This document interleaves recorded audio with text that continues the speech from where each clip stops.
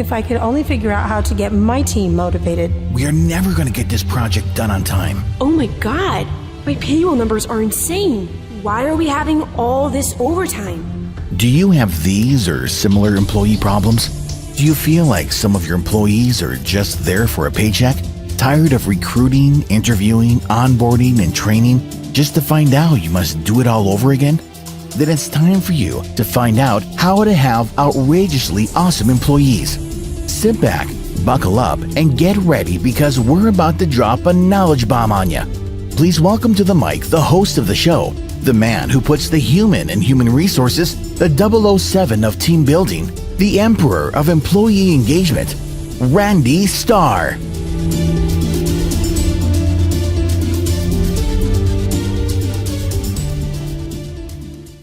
Okay, everybody, welcome back. Today we have a really super special guest, Sara Anwar, and Sara is a director of human resources for Atrium Hospitality, and I believe you guys have probably heard of Atrium Hospitality. Sara, how are you doing today? I'm doing great. Awesome. Listen, I know that you're busy. You told me previously that you just hired someone that you're going to be working with as an assistant, I believe. Yeah. So we don't want to take you away from that very long. So if you would, just start off by telling us a little bit about your background, what you've done in human resources, and tell us about your current position. Okay. So I grew up in Tulsa, Oklahoma, and I went to Jenks High School. I then went on to Oklahoma State University in Stillwater. Go Pokes. Got to put that in there, right? And so I originally was a marketing major, a sales and marketing major.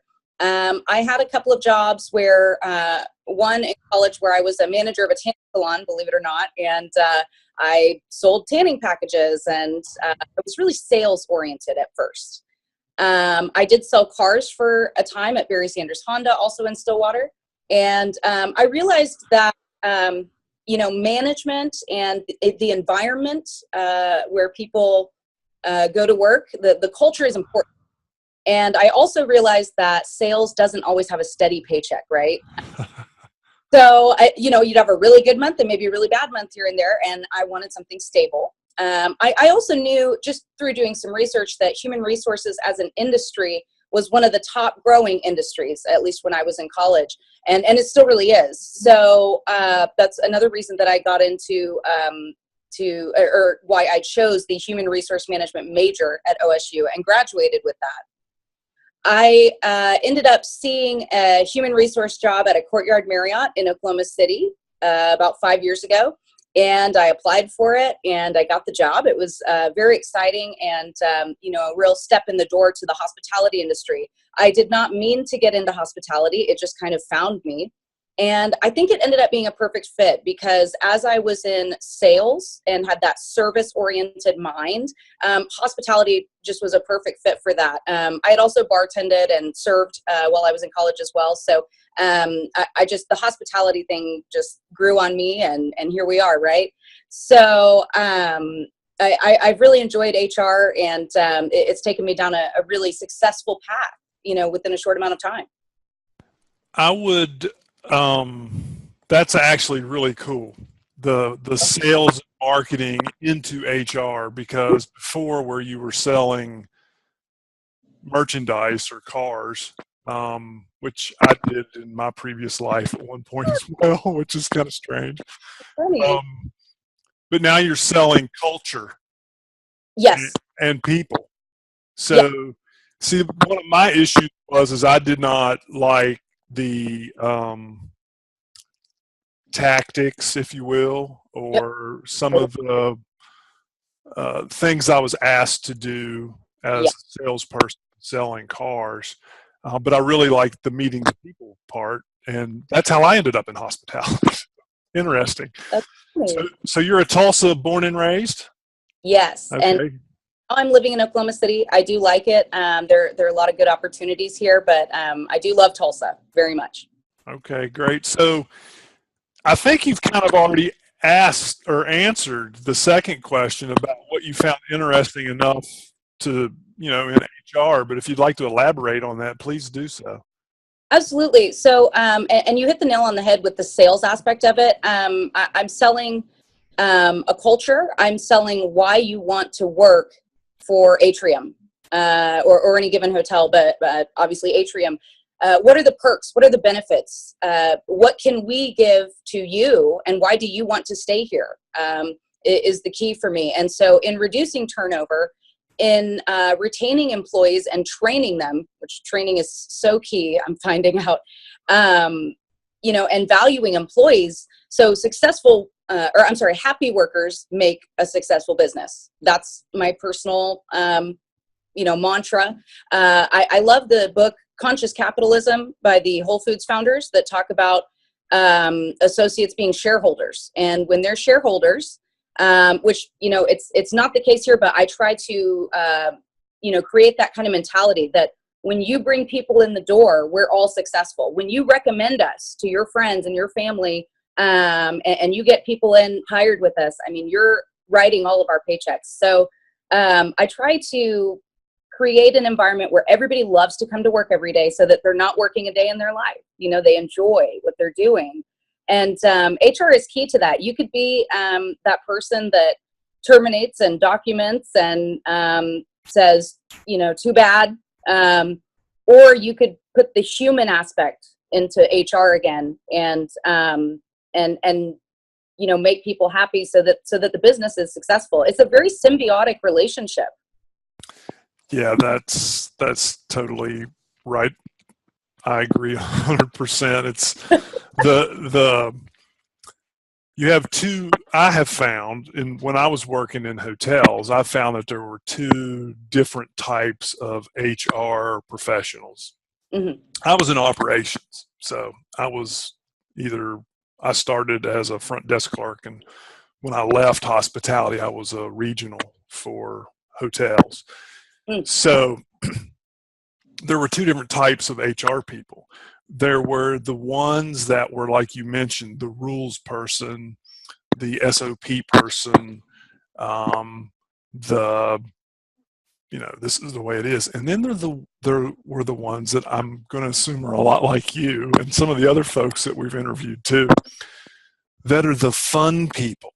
They're the ones that make work fun. And I'll never forget my first HR person when I went to work. She was fantastic. I mean, it was just like she was the person who, when she walked into the room, everybody started smiling and wanted to talk to her. So I agree. There's two of those folks, two different types, at least in my book there are. Tell us about a story that you would say is one of your greatest accomplishments so far in HR. And that's a tough one. Getting into HR, a lot of times, at least from my experience, when I have walked into a leadership role in HR, there are times that your predecessor maybe wasn't implementing reviews or trainings, which is something that I hold very dear. So a lot of times I've gotten into a position where I'm re-implementing or creating for the first time on property, let's say, implementation of certain incentive programs that maybe weren't being implemented before. So that's always exciting. I know at my last hotel, I made sure to start implementing the Marriott brand training, which wasn't being done. And there were a lot of great service standards that just weren't being touched on. And so creating that entire orientation training program from scratch was something I was really proud of. Another thing I was really proud of when the Affordable Care Act came out, let's be honest, in the hospitality industry, there are a lot of line level associates who make minimum wage, give or take, and have varying educational background levels and don't read the fine print always on benefits, right? So a lot of people didn't realize that if you don't get this insurance, that the mandate requires it and you'll get fined, a hefty amount that they certainly wouldn't be able to afford. So I really tried to go out of my way when that was implemented and going forward to explain to associates that, you don't have to get insurance through us, but just know that you could be fined if you don't have that. But one of my, I would say, biggest successes, or just something that sticks out of my mind, was we had and this was last hotel, but we had an executive housekeeper position open, and it was, vacated, and we had this outstanding housekeeping inspector supervisor, and she was really shy about putting in an application for the position. She wouldn't do it. And I said, come on, you're already doing the job. You can do it. You have that capability. And she was really, just timid about it and not sure. She was apprehensive. She said, I don't even have a resume. And I said, well, sit down with me and we're going to make a resume. And we created this resume together and put her through the process. And she became our executive. And it was really a beautiful thing. And in my job, this is my favorite part, is training and developing someone to get to that next level, right? The assistant that I hired today, I expect that person to take my job someday. And it's all about training. It's all about career growth and development. So and it's really amazing to, especially in hospitality, when you're taking someone line level who makes minimum wage and now they're making $50,000 a year. You take them out of poverty. It is, it's a experience I can't describe. That's something I'm. Yeah, that is, that's true. There are a ton of, the majority of hospitality at a hotel. I mean, typically 60 to 70% of your staff is either housekeeping or banquets, if you have banquets. So, yeah. And, I read, we do tons of hospitality surveys. And one of the things that I do, just to keep abreast of what's going on, is I read all the comments. Mm-hmm. So I've probably read in the last 15 years, millions of comments. I don't know how many, but I read them all. And training is one of the huge issues. That they want it and they're not getting it, or they want to be cross-trained. So there's lots of stuff around training. So that's awesome. What do you do, I guess, on a daily basis to help your employees grow? I think communication is key. So just making sure that all communication outlets are being used. So whether that's, we have a bulletin board that describes all benefits and incentive programs. We have, other communication bulletin boards, just what's going on in the hotel, who are our VIPs, what are our, guest satisfaction scores, and what's going on around town. So we've just created a guest services committee so that's another thing in career growth and development. We have a safety committee and a guest services committee where stellar employees can have an opportunity to have some leadership roles and put that on their resume, and be part of the conversation about how do we ensure safety, and how do we, make the guest, just wow the guest, right? And and daily emails. If there was a huddle or something we did in the morning, I like that communication to be posted for later shifts to see. It's not about, everything happens from 9 to 5. I want the night auditor to know what happened today and what's going on. So for me, it's about communication. And if there's a tuition reimbursement program, you're going to utilize it, right? If you know that there's a referral program for candidates, you're going to utilize it. If you know that, a VIP is coming, you're going to make sure their stay is phenomenal. So for me, it's communication and eliciting discussion and feedback from associates so that we can, make them feel heard. And great ideas come from that, Well, they are the ones that know what's going on since they're out there. It makes a lot of sense to listen to them. You mentioned the one associate employee that you helped with the resume. Do you have another example where you've helped an employee overcome a challenge?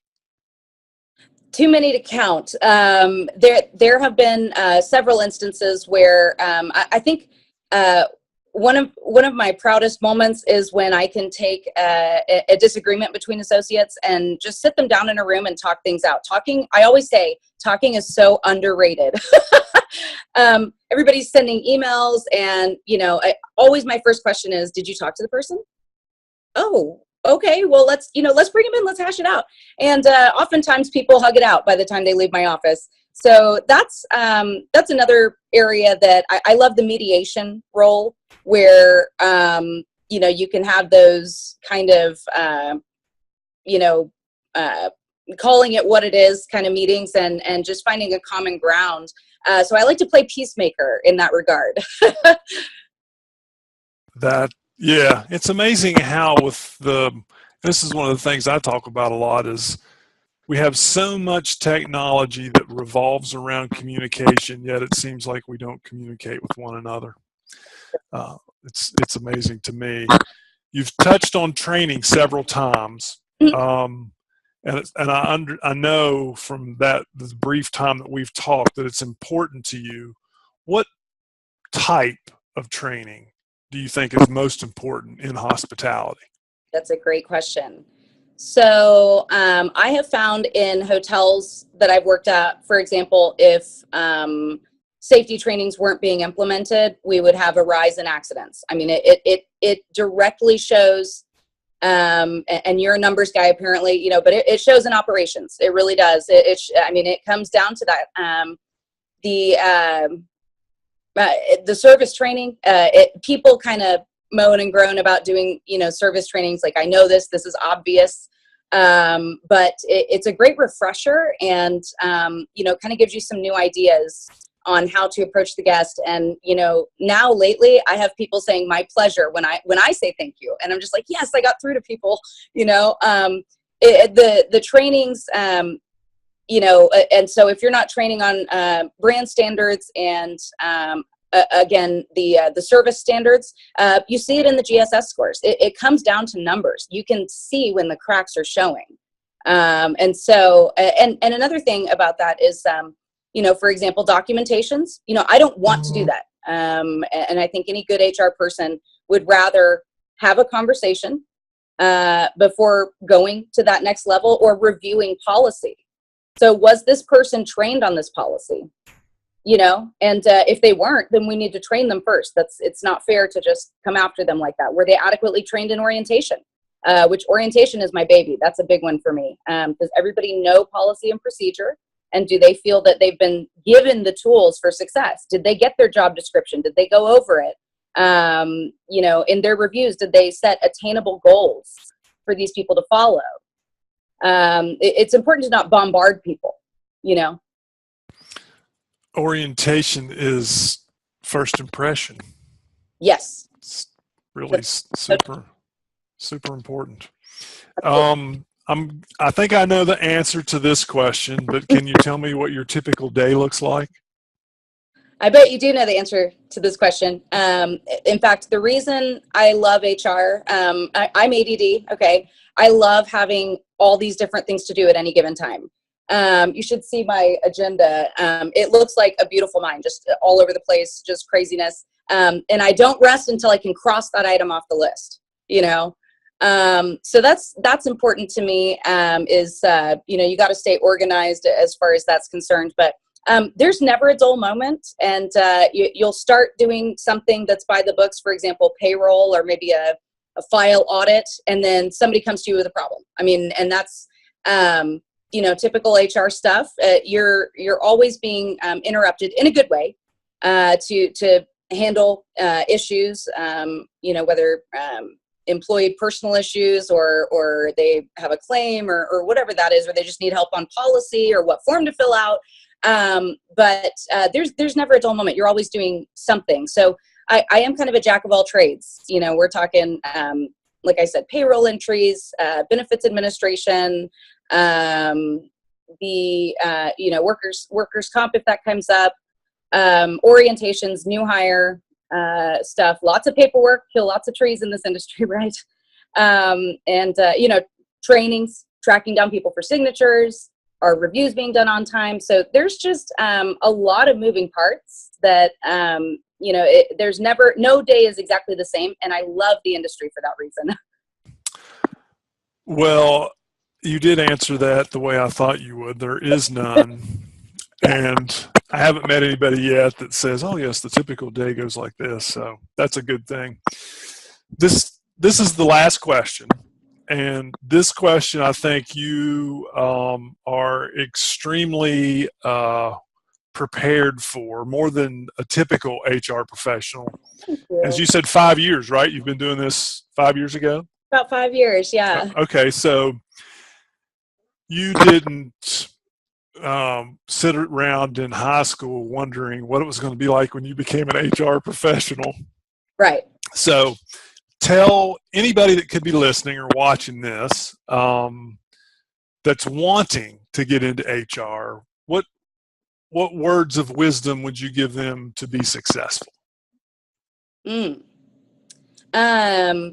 Because I come from the unique background of being in sales first and then HR afterward, it's about people. It's a people industry. And I think it's so important to create an environment where people love to come to work.